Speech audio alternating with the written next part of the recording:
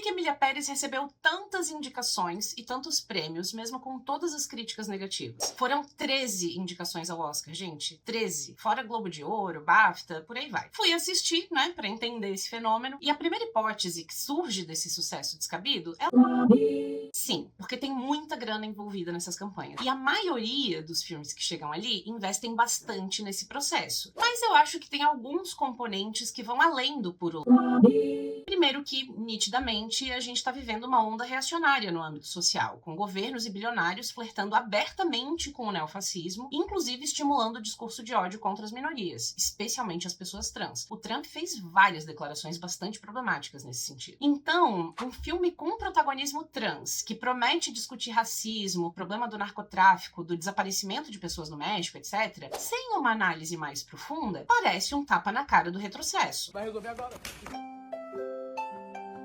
É como se a academia e os críticos quisessem responder esses ataques recentes indicando e premiando a primeira mulher trans da história. Só que fazer uma obra sobre essas minorias e sobre esses problemas tão graves, sem o mínimo de pesquisa, sem ouvir essas pessoas, acaba com um diretor branco europeu, uma equipe europeia e norte-americana e uma crítica branca elitizada massageando o próprio ego, gritando pro mundo o quanto são progressistas, enquanto se divertem, literalmente, com o sofrimento dessas pessoas. Porque são mais de 500 mil mortos e 60 mil desaparecidos por conta do narcotráfico no México só nos últimos 20 anos, e o roteiro humaniza um traficante em processo de transição e redenção num musical aesthetics. Porra, esse é um fenômeno que o filme ficção americano explica muito bem. Tem uma cena em que os críticos estão decidindo qual livro vai ganhar o prêmio, e os dois críticos negros em cena dizem que aquele livro sobre a comunidade negra é extremamente fetichista. Mas os 3 críticos brancos insistem que ele tem que ganhar porque fala de assuntos importantes, porque as pessoas negras precisam ser ouvidas. Eles dizem isso literalmente ignorando as vozes das pessoas negras da sala. O ficção americana, inclusive, ganhou o Oscar de melhor roteiro adaptado no ano passado. E aí eu fiquei me perguntando se essa gente que votou no ficção americana no ano passado e votou agora em Emília Pérez não se percebe, sabe? Enfim, o fenômeno Emília Pérez é isso. Produção e crítica eurocentrada, achando ou fingindo que estão lacrando, ignorando completamente as vozes das pessoas mexicanas e trans, numa obra que prioriza a estética e a técnica, enquanto explora o sofrimento daquele povo a partir do olhar de fora. Um olhar totalmente insensível de quem não se deu o menor trabalho de entender sobre o que está falando, mas que vai lucrar com arte fetichista. Porque a gente não pode esquecer que no capitalismo, mesmo as pautas progressistas viram produto. Inclusive na arte, especialmente se a gente está falando de arte industrial. E é justamente nesse ponto que ainda estou aqui brilhante. Porque é um registro brasileiro de um momento extremamente sensível e importante para a nossa política, e que ressoa muito com a política hoje no mundo todo, e que não fetichiza a violência da ditadura. Enquanto Emília Pérez serve só para acariciar o ego do pseudo-intelectual colonizador. Agora, o que tem de tão errado assim nesse filme? É tanto absurdo, tanto clichê nonsense, que a primeira imagem do filme são 3 mariachis, que não tem serventia nenhum pro roteiro, nunca mais são vistos, não tem relação nem com a cena seguinte, na apresentação da Rita, que é uma das protagonistas, que tá ali escrevendo a peça de defesa de um cara que matou a própria mulher. Ela é advogada, né? Só que a argumentação começa enquanto uma multidão vai perseguindo, vai dançando em volta dela, enquanto ela fala sobre um país mergulhado na violência, tem até um dançarino sendo esfaqueado no meio da coreografia, enfim, pra no fim ela argumentar que o cara era inocente e que a mulher se matou, foi um suicídio, na verdade. O que isso tem a ver com violência urbana? E daí que 5 pessoas viram minha cliente roubando? Eu posso chamar aqui pra esse tribunal outras 50 que não viram. Por incrível que pareça, deu certo. Ela consegue absolver o cara, mas não parece muito feliz de ter livrado um feminicídio. Aí ela recebe uma ligação misteriosa com uma voz toda alterada, dizendo pra ela ir até um beco escuro que tinha uma proposta de trabalho pra ela. E ela vai. Por quê? A música explica que ela não tem nada a perder, porque ela é negra e não tem oportunidades. O mais genial é que a produção do filme disse que foi até o México pra tentar escalar as protagonistas, mas não achou ninguém adequado, assim, em toda a indústria cultural mexicana. Aí, claro, chamou 2 americanas e uma europeia para os papéis principais e deixou as faxineiras mexicanas dançando em volta, pra representar a falta de oportunidades.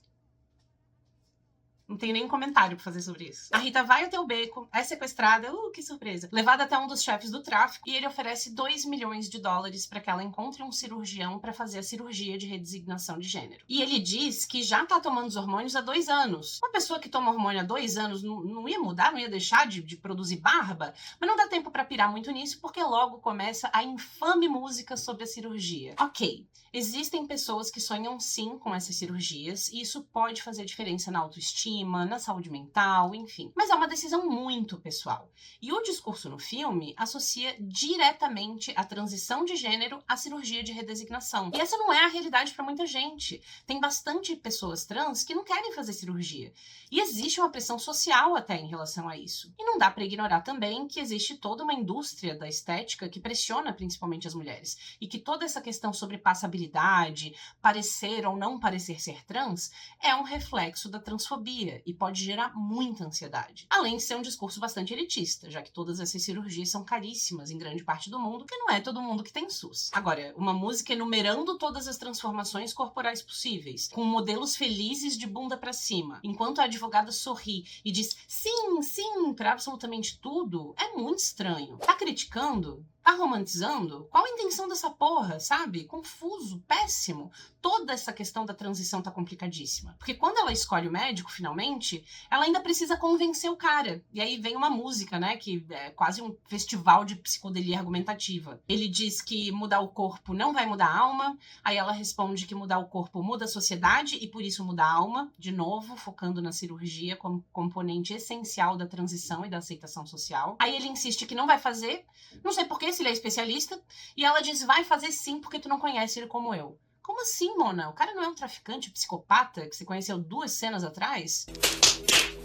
No fim, o médico aceita, porque, né, dinheiro, e vai até o assentamento dos criminosos. E o Manita diz pra ele lá que sempre desejou ser mulher, que ele era mais violento que os outros até por causa disso, pra esconder isso. Essa ideia flerta muito com aquele papo do homofóbico violento que é gay enrustido, né? Quando o cara é muito violento, bate em gay e no fim das contas ele mesmo é gay. O que pode fazer sentido em alguns casos, mas é um discurso horrível que responsabiliza a própria comunidade gay pela violência que sofre. E no caso nesse filme, ainda associa a transexualidade à violência, tráfico de droga, falta de moral. Estão vendo a quantidade de problema?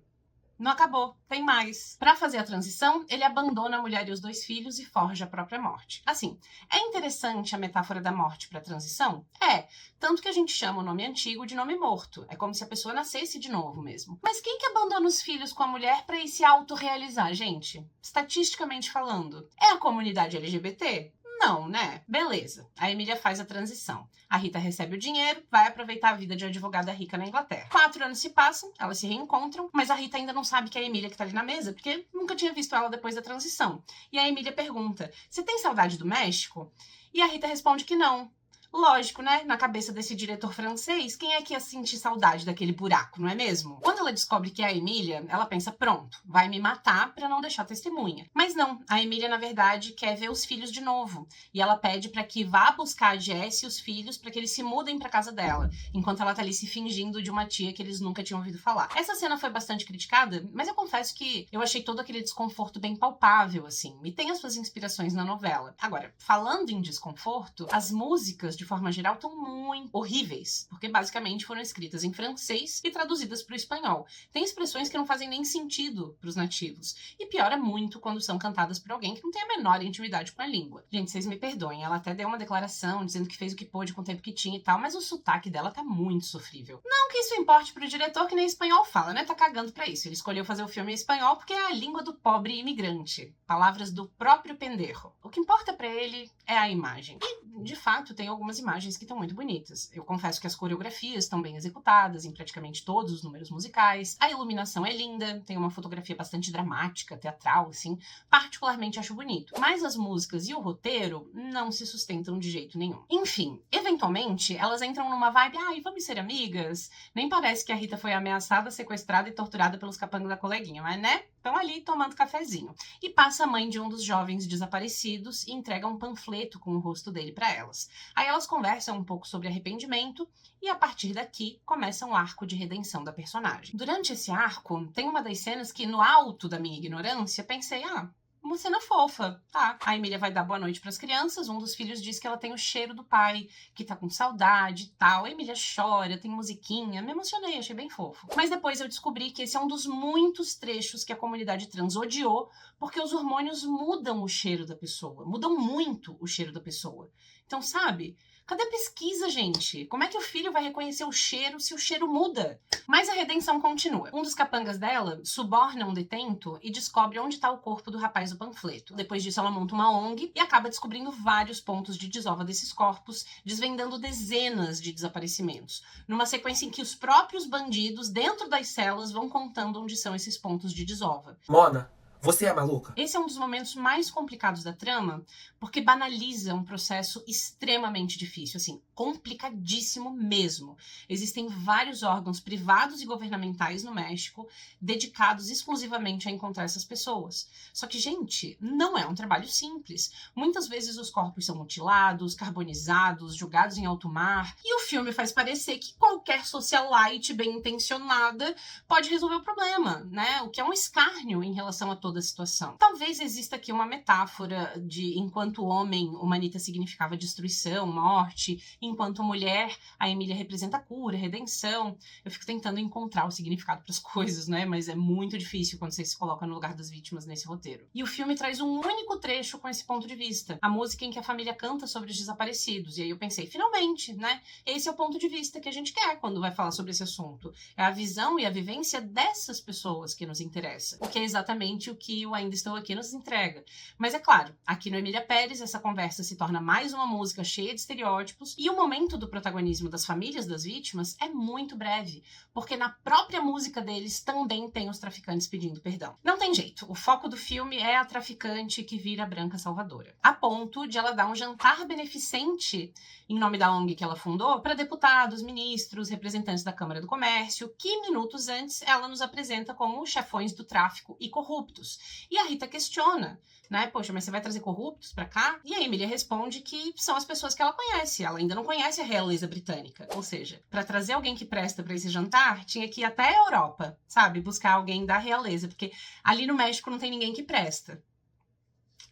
Só que ela tá cantando sobre os caras corruptos que agora vão fazer doações pra causa pra continuar pagando de bons moços perante a sociedade. Só que elas mesmas são corruptas e criminosas. A Rita aceitou 2 milhões para ajudar um criminoso a nunca mais ser encontrado. E a própria Emília, quando era chefe do tráfico, foi responsável direta por muitas dessas mortes. Então, assim, qual que é o intuito delas de dar de dedo na cara dos outros? Qual a crítica final? Sabe? Confuso, tudo muito confuso. Gente, a gente já falou de trans, negro, traficante, pessoas desaparecidas. Tá faltando o quê? Fala de lésbica.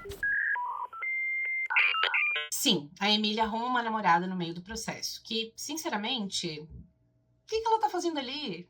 Sabe? Muita informação desconectada, gente. Pra encurtar o final da história, a personagem da Selena Gomez, a Jessie, decide se casar com um amante e foge com os filhos. Aí a Emília bloqueia as contas dela, a Rita fica ali no meio tentando apaziguar, até que a Jessie e o noivo decidem sequestrar a Emília e mandar os dedos dela pra Rita, num saquinho de mercado. Ou seja, enquanto homem, as pessoas tinham medo, agora que é mulher, facilmente sequestrada. Ok. A Rita junta um grupo armado, rola troca de tiro. No meio do tiroteio, a Emília decide contar pra Jessie que era uma Anitta, e aí começa uma música entre as duas ali. Na fuga de carro, o noivo da Jessie joga a Emília no porta-malas, eles saem disparada. Aí dentro do carro, a Jessie pira com o noivo, dizendo que eles sequestraram o marido dela. Aí gritos, tiros, o carro cai no barranco, explode e todo mundo morre.